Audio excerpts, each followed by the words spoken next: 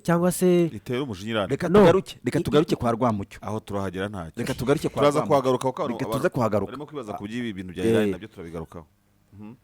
hanyuma se Marisha ambasaderi and diplomate aza kuvuga iby'ibiturika ate? None se yavuga icyo atavuze ibiturika? Niyo mpamvu muri za ambasade uhasanga abantu bita batashe militaire. Nta hantu ambasade itandukanira n'ibintu bijyanye n'ibiturika. Amakuru yose agomba kuba yafite.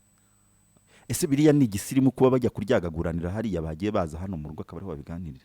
Oya buriya Loni mwagahagarara Igoma kuri petite barrière undi hakurya. Ariko none uyu munsi havuga ngo Amerika. Havuga ngo Kongo bitwaye ikizi. Babona Rwamucyo atakubita umuntu. Havuga ngo Kongo wambe uwa Amerika. Ubwo rero sinzi nibuvuga ngo u Rwanda na Amerika bihaniraho umupaka ku buryo hamwe yari guhagarara agahagarara he. Ariko iyo badahari umupaka rero bahurira hariya kuvuga bati hano twegeranye. Ariko Robert Wood nawe ashobora kuba ari pro Kinshasa. Oya ntabwo ari ukuntu kuba pro Kinshasa. Ashobora no kuba yavuze nta muntu numwe ahengamiyeho. Yavuze ukuri se. Nge Robert Wood ndamukurikira. Ntabwo tuzajya tumva ngo umuntu ngafunze inguni. Yavuze ibitekerezo bye. Abishyiraho ngaho. Noneho buri gihugu kiba gifite umuntu ugihagarariye muri Loni. Nawe akaza kwisobanura kuri ibyo agatanga ibisobanuro. Ariko rero ntabwo uvuze yose wanga bogamiye. Nese niba ntafite abogamiye akaba yavuze ibyo afite muri we nk'igitekerezo. Kuki yabivuga se buri noneho rero niyaza kuvuga ibitandukanye n'ibyo mwari kuvanga hengamiye ku Rwanda. So why? So hagati ya Robert Wood n'u Rwanda ninde wigiza nkana? Robert Wood w'ikirego yazamuye nuko u Rwanda rwarashe kuri MONUSCO. Rwarashe. Yego. Ninde wigiza nkana? Amerika Rwamucyo ati turarasa abantu tutanariyo. Amerika ifite ubuhangange ku isi. Urumva? Amerika ifite urwego rw'ubutasi rukomeye ku isi. So ifite amakuru. Amerika imaze iminsi itanga amakuru. Russia ijya kurasa Ukraine. Russia ijya kurasa Ukraine, Amerika nayo yatanze amakuru ya mbere yuko Uburusiya bugiye kurasa Ukraine. Ndetse muri iyo minsi yari itambutse uzi ko hari habaye ibyo bita military build up ku mupaka wa Ukraine na Russia, aho ingabo 150 zari zugarije uwo mupaka za Russia n'ibitwaro biremereye. Noneho habura nk'icyumweru ndabyibuka Russia izisubiza inyuma. Ishubije inyuma izo ngabo nk'izisubiriye iwabo mu Burusiya nyine kure ya Donbass n'iki. Amahanga aravuga ati Russia yabivuyemo ntimuze kwita intambara yayivuye. Babongereza Abafaransa aba bose barukurikira izindi baza bakurikiye ibyo Amerika ivuga. Amerika iravuga uti ntibababeshye ntaho bagiye. Ni bya bindi umuntu uvuga ngo ushaka gusimbuka baza gusubira inyuma gahita zagasota urukiramende. Ni itariki ntizahinduka. Itariki igeze ihinduka 24 z'ukwa kabiri. Russia yateye Ukraine ku itariki Amerika yavuze. Cyo ni cyambere cya kabiri. Amerika yavuze yuko Iran igiye gutera Israel. Abantu batereka wakora pompage ku kamashu birashoboka. Kubera ko Israel imaze iminsi ivuga iti rwose Iran yibeshye ikibeshya. Twahita tuyisejya tugasibanganya ishyano. Aho ngaho mukibagirwa Iran ku ikarita y'isi. Amerika itariko ahubwo mwari muzi ko izabatera kera se. Ahubwo yabyigije hino yabyigije imbere. Tugiye tubona mutangiye gufotora za drone n'ibisasu bya Iran byagize gute. So rero hari iyo baterana amagambo muri UN, igihugu kiba gifite ibyo kivuga, ikindi kiba gifite ibyo kiza gusobanura nk'u Rwanda. Ariko umenye yuko hari abantu bamaze kubona ko Amerika ibintu ivuga akenshi na kenshi ibizi byivuga.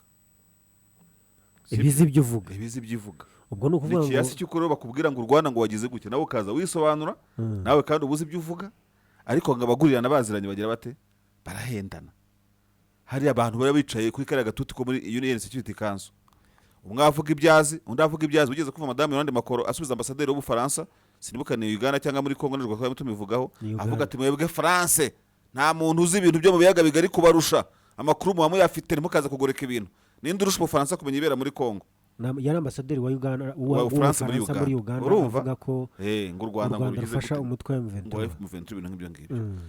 Buno bihugu nk'Ubufaransa bafite icyo bita DGCA n'ubutasi bw'Ubufaransa bukorera hanze y'Ubufaransa. Urumva DGCA n'ubutasi bw'Ubufaransa bukorera imbere mu gihugu imbere ndani. Amerika igira CIA igira rwa rwego ngo wa mudamu ujuza ahangaha ushinzwe uhuza ibikorwa by'ubutasi bya Amerika. So urwego ahantu Amerika igeze rero mu by'ubutasi n'amakuru itanga ku isi yose n'iki byose. Kuko Amerika igeze no kuburira ubusiti mwe muzi n'ibindi. Saint Petersburg igiye guterwa n'ibyihebe.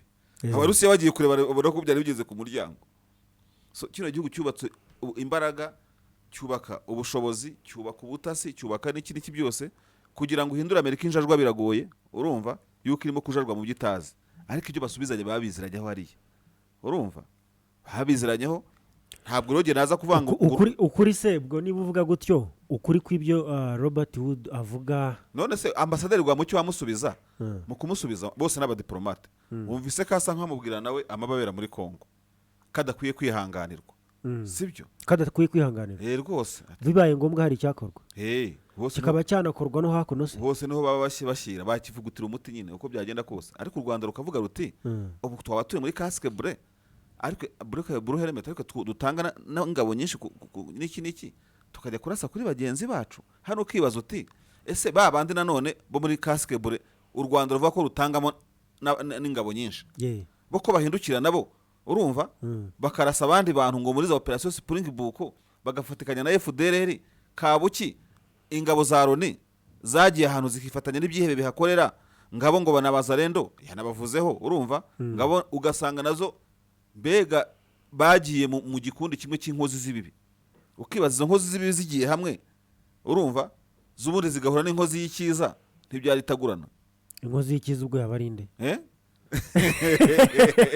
inkozi z'ibibi ni wazarendo nabo bafatanyije, muzanko baganisha kuri izi kamera. Inkozi y'ikibi bano bantu muri Loni bavugana ibintu baziranye, urumva ejo bundi Amerika yaragiye ishyiraho Jonathan va mu ntuza mvukize reka kurangara yo bitse umutwe nka Sekovia mwese ibyo muguburana umutwe nta umuntu ayo bitega amaso, urumva nimvuga ndakuvugiramo uvuge nyine nta kibazo. Uretse nakubuje se kumvugira mu guryo nshaka guhaye umwanya nta mwanya nshaka wawe nimvuga ndakuvugiramo ubwo muzi ngo cyangwa umuntu kumfata muri boko mwagira ngo ndimo gukora pompage ukamaze nta pompage ndimo gukora bareka kwigira abana beza mwese. Ejo bundi Amerika yakoze ceasefire wavuga ko ari trilaterale USA Kongo n'u Rwanda.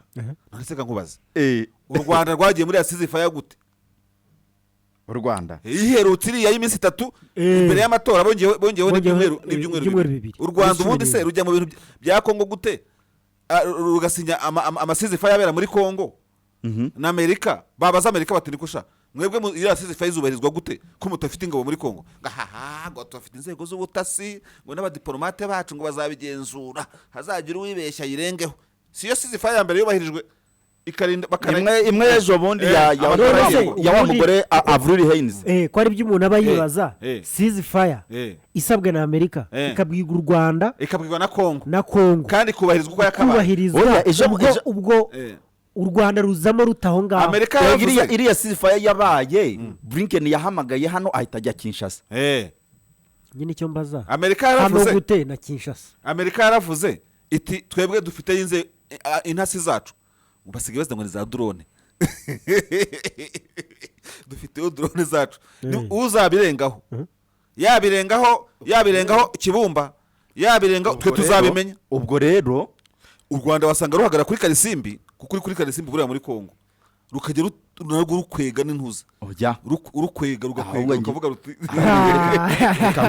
reka nkwereke. Niyo mpamvu nari nababwiye ko nuvuga nabi nimvuga ndi buvuge nabi bisegura nabwo yamushatse mwareka nkagarukiriza komereza aho nacyo ya polisi cyangwa ibijyamo saa 2:30 ariko wenda yamugukiza intervention ye yari kuba ngufi. Oya ntabwo yaba ngufi agiye kuvuga nabi iraba ngufi ya cyane nukuvuga niba ceasefire muri Kongo kugira ngo iboneke bisaba ibihugu bitatu, bisaba umunyamabanga wa Leta Zunze Ubumwe za Amerika kunyura hano. Sibyo? Byaba binavuze ko niba umudiplomate uri muri Amerika anavuze ko u Rwanda rwarashe kuri MONUSCO ayo makuru nayo yarayafite. Onese u Rwanda ko rujya muri Angola rugasinya ku masezerano ya Rwanda M23 nayo igahita ibyubahiriza bukeye. Nyine bivuze iki? Ubwo bivuze byanze bikunze Kongo M23 ishobora kubiganira na Amerika iganira na Kongo cyangwa iganira n'u Rwanda. Umwe muri abo ngabo ko ari batatu nese ko kibyubahirizwa kandi itari hicaye hanyuma ikaba yahitamo ntago ibihicaye ariko bikubahirizwa. Nese M23 nayo bikura kuri Twitter nkanjye ari Amerika ari Kongo ari u Rwanda bino bintu babiziranyeho byo muri BNB Kigali FM 89.7 FM. Gasaro tegereze Kamanzi izi ntebe n'ameza kuri byiza cyane we ni wowe wabikoze cyangwa kwari ngera kuva aho naguriye smartphone ya MTN Kosora Plus gahunda ni ukwikonekta njya kuri Google na Pinterest nkamanura design zigezweho nkazikora nga posting ubundi abakiriya bakisuka koko yewe nushaka gukora commande aye matire wa Fahari isuko hereza amafoto kuri WhatsApp se yego pe ariko se ko mbona iyo phone ari touch ikaba inafite amafoto meza ubwo ntikosha. MTN Kosora Plus ni smartphone ya 4G dasondetse igura amafaranga 2020 gusa. Iyo uyiguze kandi uhabwa banda y'ukwezi iguha chike imwe buri munsi iminota 100 yo guhamagara imirongo yose ndetse na SMS 100 ku mafaranga 1000 gusa. Kandi ishami rya MTN rikwegereye wigurire smartphone ya MTN Kosora Plus maze ukanda akanyenyeri 355 akanyenyeri 1 akanyenyeri 5 urwego wiconnect utisondetse. Biracyava mu mutima yemwe bacuruzi mwari muzi ko ubucuruzi bwanyu bwabaviramo gutsindira ibihembo bishimishije. Nibyo koko vuba ngaha natsindiye televiziyo ya rutura sha ubakabari kanje gahora kuzuye abakiriya baje kureba ruhago banamanuza rimwe. Nawe byakubaho kangurira abakiriya bawe gukoresha momo pay kenshi gashoboka bishyura wongera amahirwe mu gihe wakiriye amafaranga ari hejuru y'ibihumbi 4 ubundi werekana umuhate wo kohereza no kwakira icyumweru ku kindi. Yewe ari ibihembo bya buri cyumweru birimo kashi, televiziyo, moto, amatike yo guhaha, amatike y'indege, smartphone ndetse n'imodoka cya Volkswagen T-Cross. Wikwisondeka ishyura wakira inyishyu kuri momo pay cyangwa ugura amayinite kuri momo maze utsindire ibihembo by'akataraboneka buri cyumweru. Kanda akanyenyeri 182 akanyenyeri 16 urwego winjire muri promosiyo ya biva mu mutima ku buntu. Amategeko n'amabwiriza birakurikizwa. Tinga maranatwe kuri BNB Kigali 89.7 FM. Tinga maranatwe kuri BNB Kigali 89.7 FM. Tinga maranatwe kuri BNB Kigali FM 89.7 FM. BNB Kigali FM 89.7.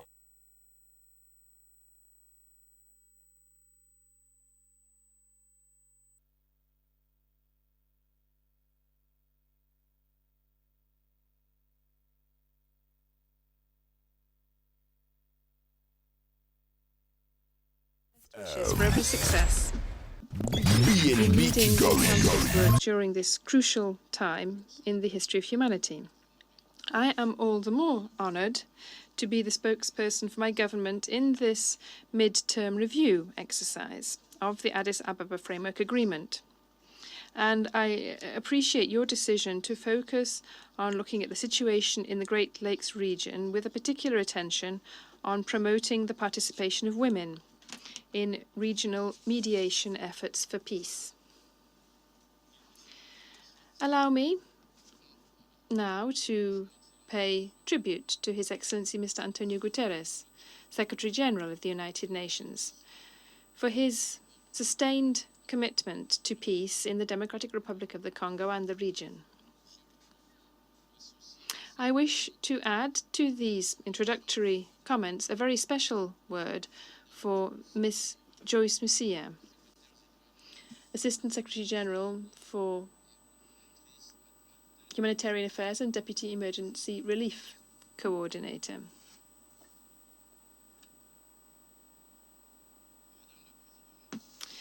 Madam President, I would also like to welcome the presence in this meeting of Her Excellency Ms. Esmeralda Bravo Mendoza, Secretary of State for External Relations of the Republic of Angola. Uwo rero uri kuvuga ni umukobwa ariko arasemura ambasaderi wa Repubulika ya Demokarasi ya Kongo muri Loni bamwita Nkongori harya Zeno Mukongo Ngai Zenon Ngai Ngai Mukongo yitwa Zeno Mukongo Ngai oya ni Ngai Ngai ni ururimi rwo muri Nairobi ruvuga Imana Ngai ni ururimi cyane ruzwi muri literature mu bitabo by'abanyakenya nyine kuvuga ngo ni ngey nabyo byateza iki mu cyongereza muri Kenya ukavuga may guy do this bahita babyumva mu buryo bworoshye cyane ni nkuko uri mu baswahili ukavuga I will buy godoro bahita babyumva cyane you will buy godoro godoro matera nyine rimwe na rimwe usanga biri dictionarize ntabwo ari uwe afite ubwanwa bwera anandevu muri Kongo barabuhindura ubwanwa none se ntabwo ari we ntabwo uyu ngo yari arize no hanyuma rero nawe mu byo avuga aravuga ati reka ngerageze gusubiza ku byavuzwe n'u Rwanda and I commend him for the quality of his briefing this morning. Madam President, my delegation has noted the report of the Secretary General on the implementation of the Framework Agreement for Peace. Ati Madam President itsinda turi kumwe ati ryasomye ryitaye ku myanzuro y'akarere igamije kugera ku mahoro, security and cooperation for the Democratic Republic of the Congo and the region. Ibyo twageraho mu karere dufatikanije n'akarere. Document S/2024/278 of the 29th of March 2024. Arasoma inyandiko yanditse ku itariki 29 z'ukwezi kwa gatatu. We have a number of observations and comments on this report. Ati twagize itsinda twagize ubushishozi buhagije ndetse tugira n'icyo tuvuga. Which I will return to. Ati rero ibyo twavuze nibyo ngira ngo nsubireho. Madam President. Madam President. For now, I invite you to note with me that the armed aggression my country is a victim to in the ndagira ngo uzirikane hamwe nanjye inzirakarengane zabagwa mu mitwe zabagwa mu rugomo rw'imitwe yitwaje intwaro has led to the displacement of over 7 million Congolese. Nkakwibutsa ko uru rugomo rwavanye mu byabo abanyekongo bagera kuri miliyoni 7. The statistics are sickening. Over 70% ati kandi imibare igenda yiyongera of these are women and girls. Kandi abarenga 70% byaba ngaba bakurwa mu byabo n'abagore n'abana. These Congolese women are deprived of their basic vital needs and have lost aba bagore aho bari bahunze bahangayikishijwe no kubura ibyibanze mu buzima bwabo. All human dignity. Many of them bateshejwe agaciro having been subjected to rape.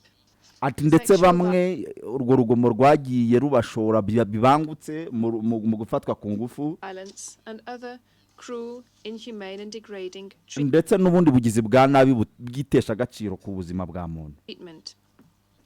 In particular in mining zones. Ati kandi ibyo ngibyo byibasiye cyane mu gace kaberamo ubucukuzi bw'amabuye y'agaciro. This situation has exacted a high human price. Ati ndagira mbabwire ko ibikorwa byagiye bigira ingaruka zihutiyeho ku giciro cy'ubuzima bwa muntu. 15 million deaths and it is the work of ubu turabarura miliyoni 15 z'abapfuye neighboring country Rwanda. Kandi igihugu gituranyi u Rwanda whose intoxicating obsession with dore ufite mikoro. Yego.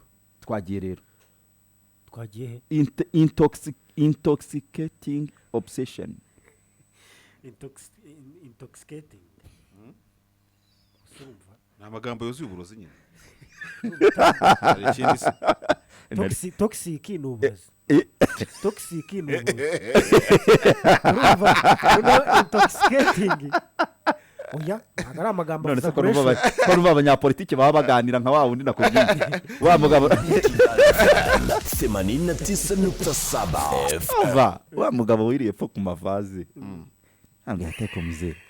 Urapfusha umugore twaje kugutabara twarize twihanaguye twapfunetse wowe wapfushije nurira ariko ati mwanyihoreyera mwandetse ko nindira mutabikira bato yangane riraho gatoya ati nyamara nindira ntimubikira aha sibwarize ahubwo abandi bagapfunga amatwi abandi bakiruka bati mundeke nabasabye aba bantu nabo rero niba ari ukubaganira Derike niba ari ukumuriro ntibaganira ni icyuka nyine amagambo babwizanya ukuri ni amagambo arimo icyuka yuzuye Strategic icyuka resources lying beneath the soil of my country have led it to lose all sense of reason. This neighboring country is ati rero ibyo bikorwa ati amagambo y'u Rwanda n'ibikorwa byabo biturogera community ati kandi biturogera societe ati kandi iki gihugu gituranyi persisting in continuing its criminal enterprise to procure colossal economic cyo kikomereje za entreprise zabo z'ubugome zigamije ubusahuzi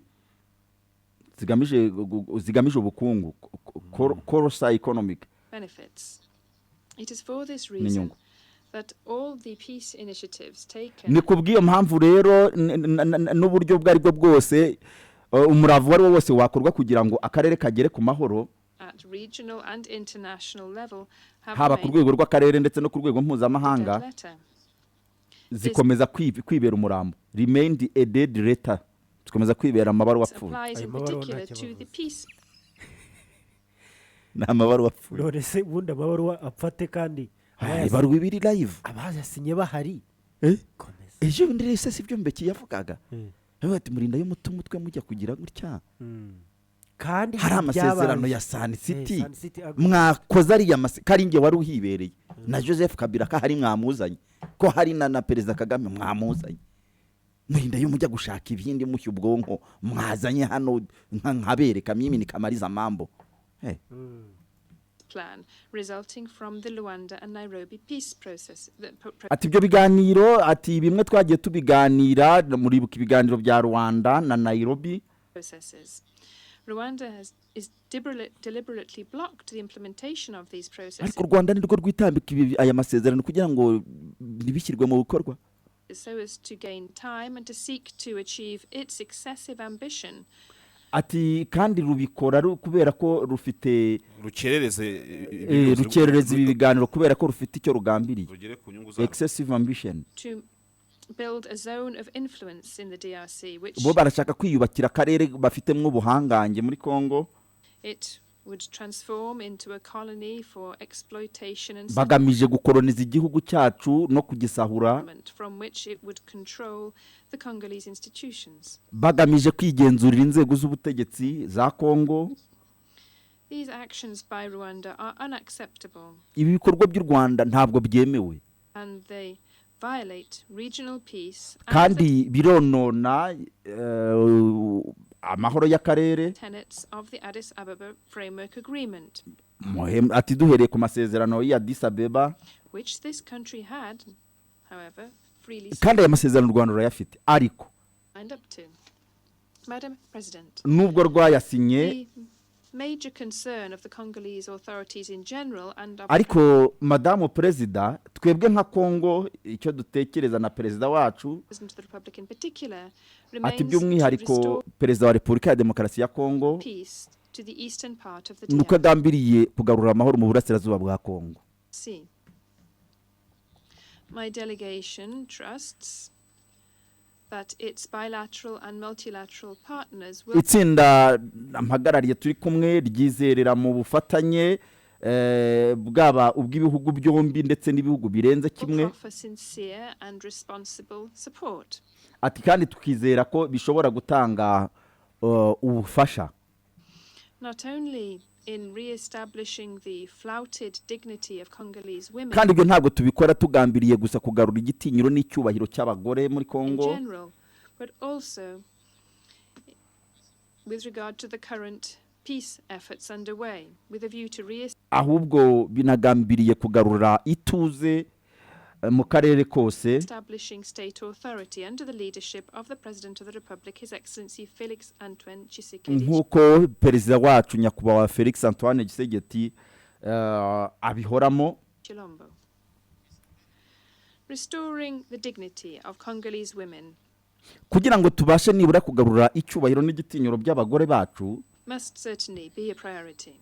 Nuko tubanza kumvamo ko ari ryo shingiro ry'ibyo turimo. Action should ensure that prejudices and stereotypes are also ibyo rero biradusaba ko dutangiza ibyo bikorwa biradusaba kwirinda stereotypes imigenzo bintu nk'ibyo. Stereotypes no gufatira hamwe ukavuga ngo abantu aba n'aba bagenza okay twirinde kugeneraliza overcome so that Congolese women who are victims of violent armed conflict kubera ko abagore bakomeje kuba inzirakarengane z'uru rugomo rw'abitwaje intwaro can use their experience to play a decisive role in conflict prevention and resolution. Ati kandi turamutse tubihagaritse bishobora gutanga umusanzu ufatika mu guhagarika amacakubiri.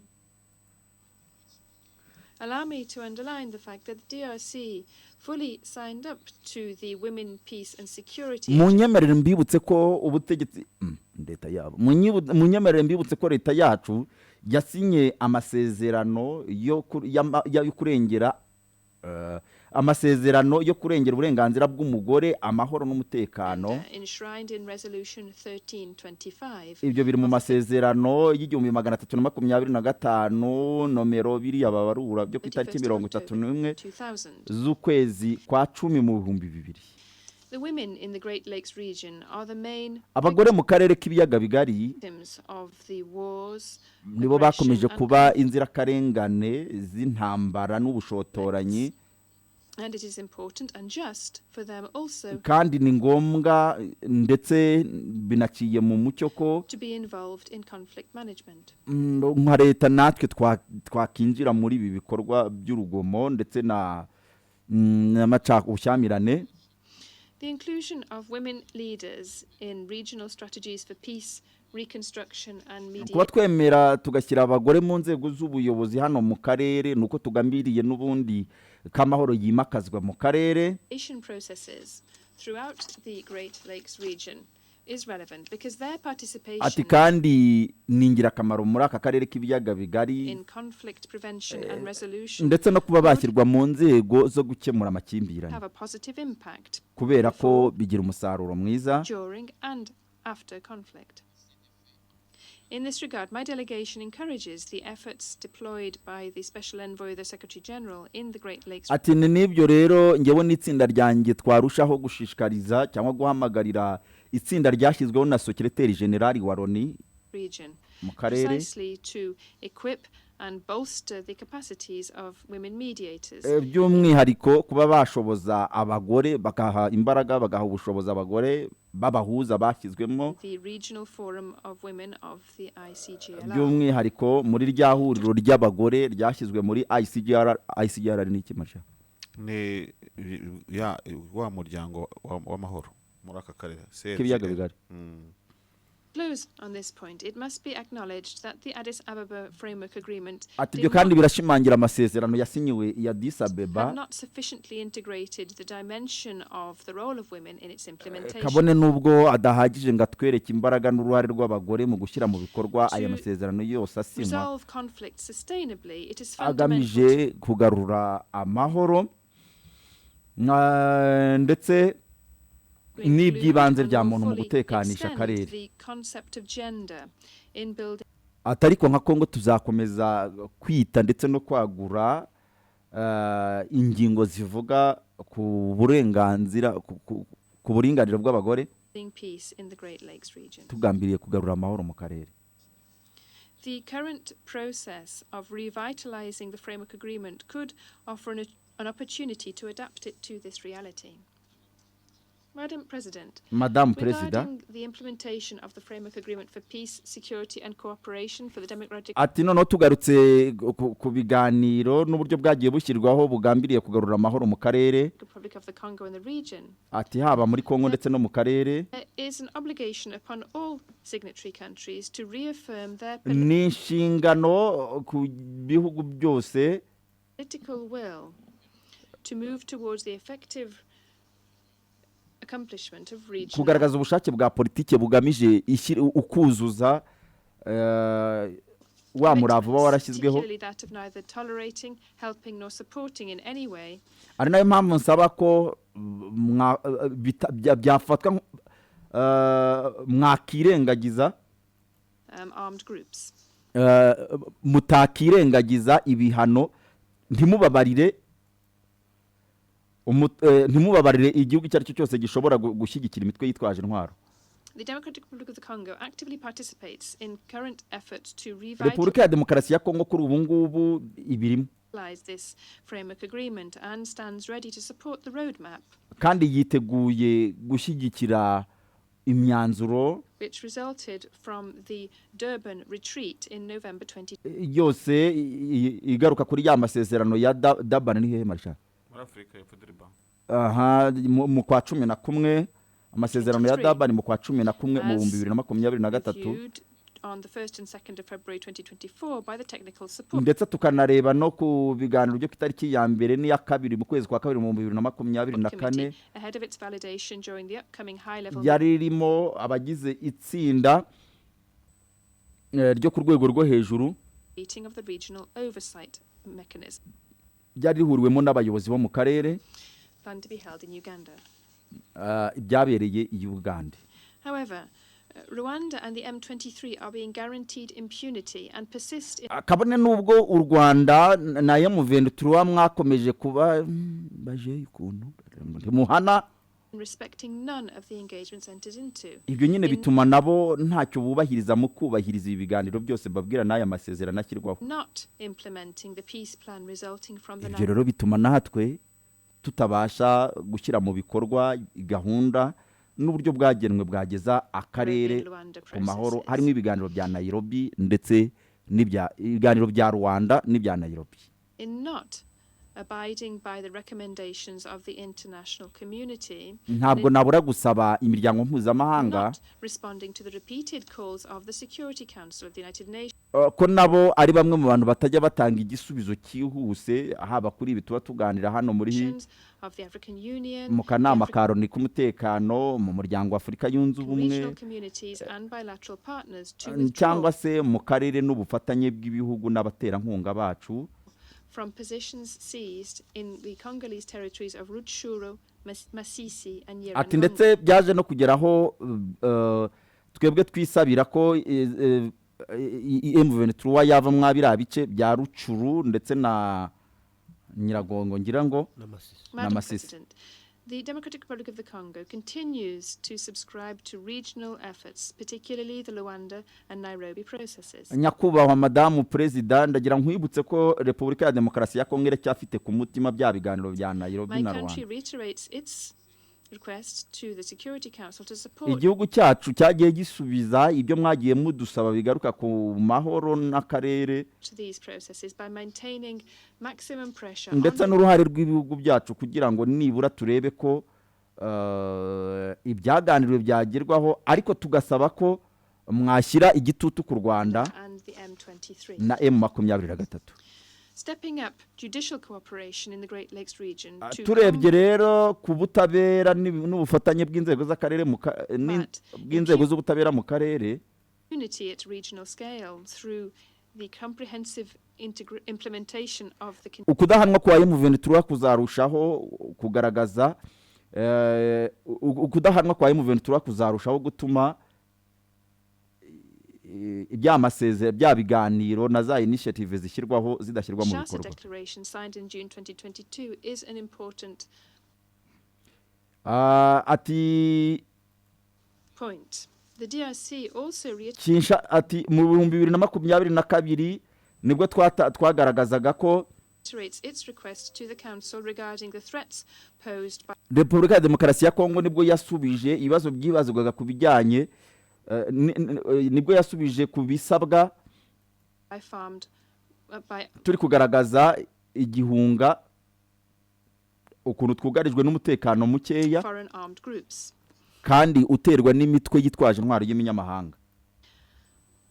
Our request that each region concerned should be able to set up mechanisms. Icyo twasabye nuko mu karere buri barebwa n'iyo mitwe twavugaga conditions in place to take responsibility in their own territories for their own rebels who have bafata inshingano ku mitwe yabo plundered the east of the DRC. Ari ikomeje gupondaponda uburasirazuba bwa Kongo.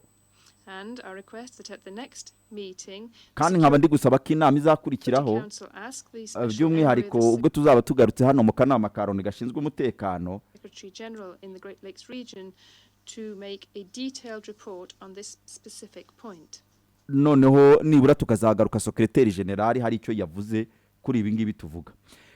Ni ibiganiro rero byaberaga muri UN Security Council kakanama karone gashinzwe umutekano ni ikiganiro gifite uburebure ubu ruhande rwombi nibura bagize umwanya wakita kwinigura ubundi hariya nibura nagerageje kureba nkabona ko muri expose bakora umuyobozi abayemerewe hagati y'iminota 9 na 12 so iyo byageze kuri 38 rero mu byukuri umuntu abagiye abari systeme Kadafi 89.7 FM BNB Kigali BNB Kigali FM muratwumva kuri mirongo muratwumva kuri 89.7 kuri FM mudukurikiye kuri YouTube ndetse na TuneIn nibavuga neza Jonathan ndi kumwe na yibagiwe izina rye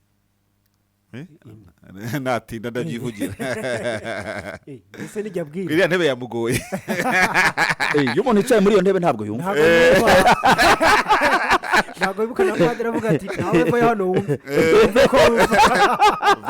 vayo ngwino turi kumwe na Derike Mugabo ndetse na David Eugene Marshal Bizimana Didier ni uri kudufasha kuri technique ariko ibyo tuganira ntabwo ari ubwiro nawe ushobora kubitanga bitekerezo unyuze kuri 078229 wanyura kuri YouTube live chat birashoboka cyangwa se ugakoresha izindi mbuga nkoranyambaga za BNB FM mu mwezi noneho nyuma BNB Kigali